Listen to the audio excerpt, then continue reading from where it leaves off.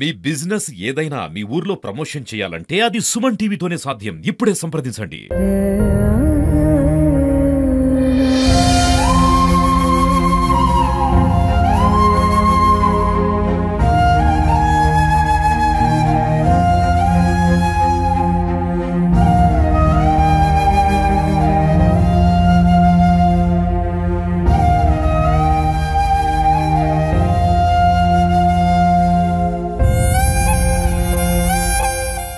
Suman TV ప్రస్తుతం మా అబ్బాయిలో ఉన్నటువంటి చుట్టుపక్కల ఉన్నాం.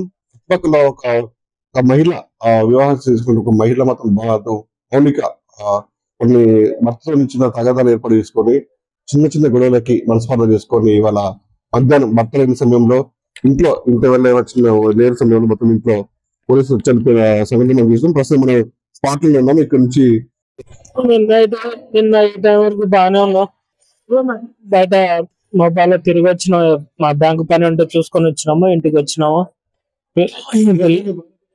మౌనిక మౌనిక మౌనిక మౌనిక ఎన్ని సంవత్సరాలు అవుతుంది? మాకు 6 సంవత్సరాలు అవుతుంది. ఈ ఊరేనా? మాది చిన్నగూడూరు ప్రాపర్. మా అత్తగారు వాళ్ళది ఖమ్మం వెంకటాయపాలెం.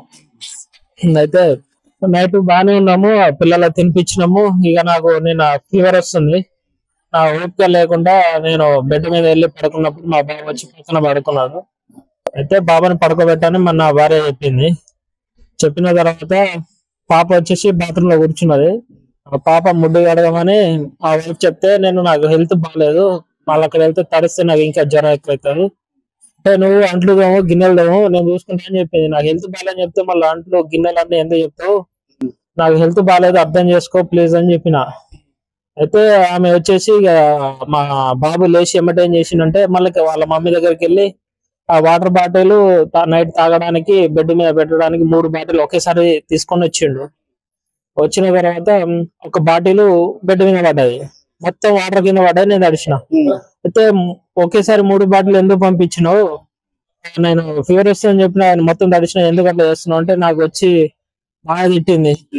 వేస్ట్ ఫెలో, నువ్వు కొజ్జా, మా భాషలో కొంచెం వేరే విధంగా తిట్టింది.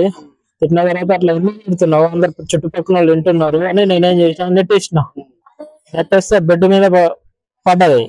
బెడ్ మీద పడి 2 కాళ్ళతోని నా ఛాతీ చెస్ట్ మీద కొడితే నేను ఇట్లా వెనుక గోడ మీద పోయినా. ఎందుకు కొడుతున్నావు అని నేనేం చేసిన, ఒక దెబ్బ కొట్టిన తర్వాత ఆమె వచ్చి వేరే రూమ్ లో వచ్చేసి ఆ టీ కప్ ఉంటది, టీ కప్ తోని ఇట్లా కొట్టుకునేసరికి ఇక్కడ చీలికి వచ్చి మొత్తం బ్లడ్ ఇట్లా కారింది. కారిన తర్వాత వాళ్ళ మమ్మీకి వాళ్ళ తమ్ముడు ఫోన్ చేసి ఫోటోలు పెట్టింది నేను కొట్టానని. కానీ నేను నిజంగా వాస్తవంగా నేను కొట్టలేదు, నేను ఎంత బాగా చూసుకున్నాను నాకు తెలుసు.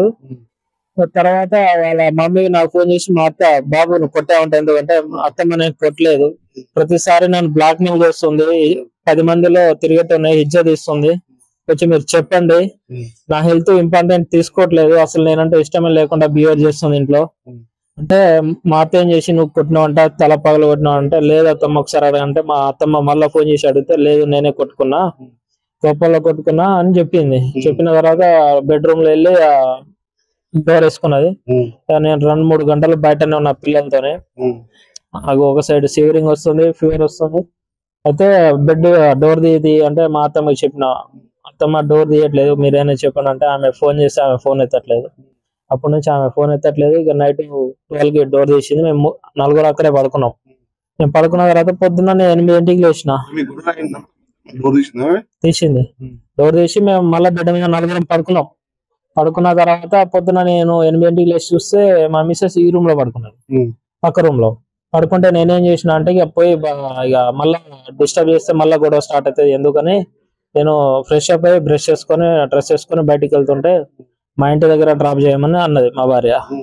అయితే నేను డ్యూటీ పెట్టుకున్నా, డ్యూటీ మధ్యాహ్నం కల్లా క్లోజ్ చేసుకొని నేను మధ్యాహ్నం వచ్చి నేను డ్రాప్ చేస్తా అంటే, లేదు నాకు ఇప్పుడు డ్రాప్ చేయని నా కార్ కీస్ గుంజుకున్నది.